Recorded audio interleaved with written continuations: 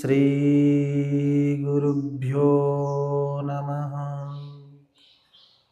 ఓం శివాయ నమః. ఓం శ్రీమాత్రే నమః.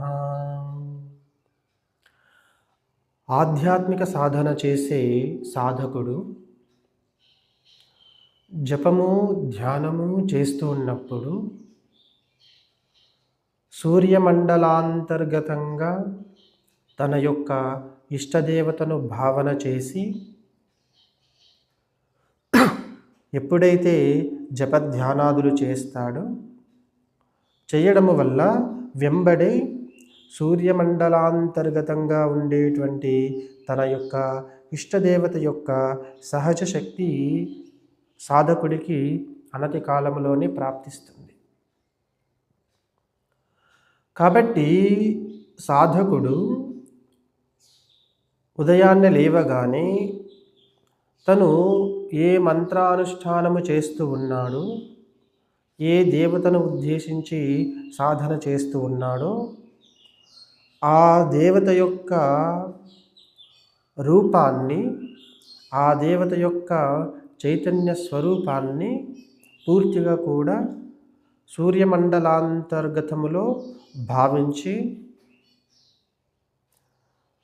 సూర్యుడికి అభిముఖంగా సాధకుడు కూర్చొని ఆ యొక్క సూర్య తేజస్సుకి అభిముఖుడై ఉన్నటువంటి సాధకుడు తనపై ప్రసరింపబడుతున్నటువంటి ఏ కిరణాలైతే ఉన్నాయో ఆ కిరణాల యందు తన యొక్క ఇష్టదేవత భావాన్ని కలిగి ఉండి ఎప్పుడైతే సాధకుడు జపము ధ్యానము చేస్తాడో చేయడము వల్ల సూర్యమండలాంతర్గతంగా ఉన్నటువంటి తన దేవతాశక్తి సాధకుడికి ప్రాప్తిస్తుంది. అందువల్ల సాధకుడు సూర్యమండలాంతర్గతంగా ఉన్నటువంటి తన దేవతాశక్తిని పొందడానికి ఈ విధమైనటువంటి అభ్యాసాన్ని తప్పకుండా చేయాలి. తన దేవత యొక్క స్వరూపాన్ని సూర్యమండలాంతర్గతంగా భావించినప్పుడు మాత్రమే తన దేవత యొక్క సహజ శక్తి సాధకుడికి ప్రాప్తిస్తుంది. కాబట్టి ప్రతి ఒక్క సాధకుడు కూడా ఈ విధమైనటువంటి అభ్యాసాన్ని తప్పకుండా చేయాలి. ఇక్కడ సూర్యమండలాంతర్గతంగా తన దేవతను భావిస్తూ ఉన్నప్పుడు ఎలా భావించాలి? ఎప్పుడు కూడా మనకు శాస్త్రం ఏం ప్రతిపాదిస్తుంది అనంటే, కనపడుతున్నటువంటి ఆదిత్య స్వరూపం ఏదైతే ఉందో ఈ ఆదిత్య స్వరూపము మనకి ప్రత్యక్ష స్వరూపం. ఇది భగవంతుడి యొక్క స్వరూపము మనకు ఆదిత్యుడి రూపంగా ప్రకటితమవుతూ ఉంది. భగవంతుడు అంతటా వ్యాపించి ఉన్నప్పటికీ, భగవంతుడు అంతటా ఉన్నప్పటికీ కూడా ప్రత్యక్షంగా మనము భగవత్ స్వరూపాన్ని ఎక్కడ దర్శించాలి అని అంటే ఆదిత్యుడి యందు మన దేవతాశక్తిని దర్శించాలి. భగవత్ స్వరూపం ఎక్కడ ప్రకటితమవుతుంది అంటే ఆదిత్యుడి గుండా ప్రకటితమవుతూ ఉంది. ప్రత్యక్ష భగవాన్ సూర్య అని మనకు శాస్త్రం. కాబట్టి సాధన చేసేటప్పుడు సూర్యమండలాంతర్గతంగా ఉన్నటువంటి మన దేవతాశక్తిని పొందడానికి మనము సూర్యుడికి అభిముఖంగా ఉంటూ జపధ్యానాదులు చేయడము వల్ల తప్పకుండా సూర్యమండలాంతర్గత శక్తి మనకు అభివ్యక్తమవుతుంది. ఇప్పుడు భావన ఎలా చేయాలి అని అంటే, భావన చేస్తూ ఉన్నప్పుడు మనకి సూర్యకిరణాలను మనము ఎలా భావన చేయాలి అని అంటే మన యొక్క దేవత యొక్క తేజోపుంజాలుగా భావన చేయాలి. ఎప్పుడైతే మన దేవత యొక్క తేజోపుంజాలు మన శరీరాన్ని తాకుతున్నట్టుగా భావన చేసుకొని మనము చేస్తున్నటువంటి ఆ యొక్క జప సాధన కావచ్చు, అలాగే ఆ ధ్యాన సాధన కావచ్చు, ఆ రెండు కూడా ఈ యొక్క తేజో సంస్పర్శ ఏదైతే ఉందో, మనము మన దేవత యొక్క తేజో కిరణాలు మన శరీరంపై ప్రసరింపబడుతూ ఉన్నాయి కదా. మనము సూర్యుడికి అభిముఖంగా ఉండడం వల్ల ఆ యొక్క తేజో కిరణాలు మన యందు ప్రసరింపబడుతూ ఉన్నాయి.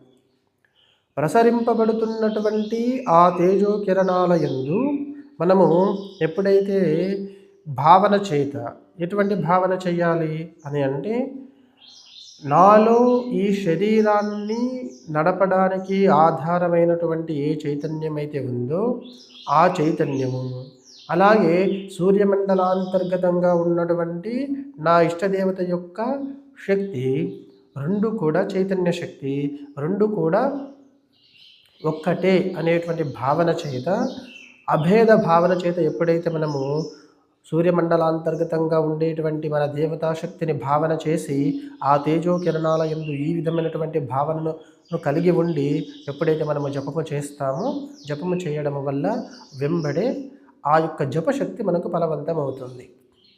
ఎందుకు ఫలవంతమవుతుంది అనంటే, ప్రత్యక్ష భగవాన్ సూర్య అని మన కదా శాస్త్రవచనం.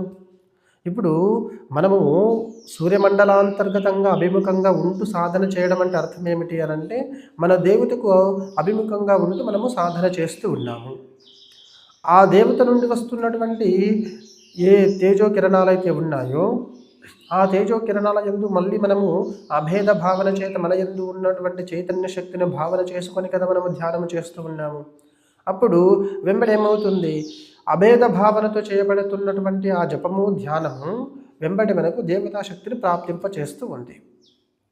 ఇక్కడ సాధకుడు ప్రధానంగా గమనించాల్సినటువంటి విషయం ఏమిటి అని అంటే, అభేద భావన చేత తనను తాను చైతన్య స్వరూపంగా భావన చేసుకోవాలి. అలాగే సూర్యమండలాంతర్గతంగా ఉన్నటువంటి ఏ దేవతాశక్తి అయితే ఉందో ఆ దేవతాశక్తి యందు కూడా సమాన భావము ఉండాలి. సమాన భావం అంటే అర్థం ఏమిటి, నాకంటే అభిన్నము. దేవత ఎప్పుడూ కూడా మనకంటే అభిన్నము. మనకి శరీర భావము ఉండడం వల్ల దేవతాశక్తి మన యందు ప్రకటితం అవ్వడం లేదు. శరీరము నేను అని, మనస్సును నేను అని, బుద్ధిని నేను అని ఈ విధమైనటువంటి భావన ఉండడం వల్ల మన మనస్సు సంకుచితమైపోయి ఉంది. దేవతాశక్తి ఎప్పుడు ప్రాప్తిస్తుంది అనంటే, అభేద భావన చేత ఉన్నప్పుడు దేవతాశక్తి ప్రాప్తిస్తుంది. ఇప్పుడు మన మనస్సు నేను శరీరము అనేటువంటి భావన చేత బలంగా ఉంది. అలాగే నేను శరీరము, నేను మనస్సు, నేను బుద్ధి అనేటువంటి ఈ భావన చేత మనస్సు చలిస్తుంది. ఎప్పుడైతే మనస్సు జీవాత్మ భావాన్ని అంటిపెట్టుకొని ఉంటుందో అంతవరకు మనకు సాధనలో దివ్యానుభవం కలగదు. ఎప్పుడైతే మనస్సు జీవాత్మ భావాన్ని వదిలేసి, అంటే నేను శరీరం కాదు, నేను మనస్సుని కాదు, నేను బుద్ధిని కాదు, నేను కేవలము పరమాత్మను అనేటువంటి భావములోకి మనస్సు ప్రవేశిస్తుందో, ప్రవేశించినప్పుడు సహజంగానే దివ్యశక్తి ప్రాప్తిస్తుంది.